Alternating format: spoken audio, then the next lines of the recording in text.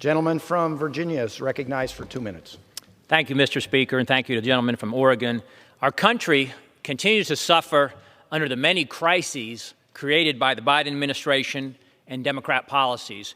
You know, the border crisis, the crime crisis, the inflation crisis, the energy crisis, and yet the priority of this Congress now turns to expanding access to addictive, behavior-altering recreational drugs at a time when our country is also experiencing increased addiction, depression, and suicide.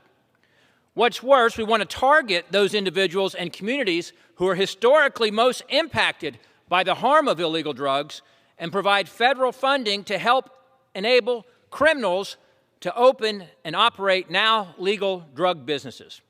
We have rising violent crime in Democrat-run cities across the country. More drug use won't help that. We have 100,000 Americans die of overdoses last year, the leading cause of death in Americans ages 18 to 45. More drug use won't help that.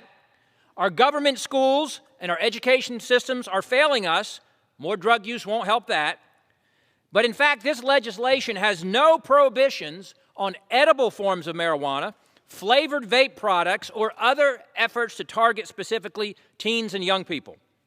Meanwhile, we have surrendered operational control of our southern border to the Mexican crime cartels. And we've got fentanyl and other dangerous drugs streaming into our country at historic levels because of this president's open border policies. Of course, what's his solution? Let's end Title 42, which is predicted to increase the daily crossings from the current 7,000 a day to as much as 18,000 a day. That's over 500,000 a month. How might this impact the illegal drug trade across our country? Law enforcement tells me that legalizing marijuana will force the criminal element to redouble their efforts into hard, more dangerous drugs to replace the profit that's been lost from marijuana.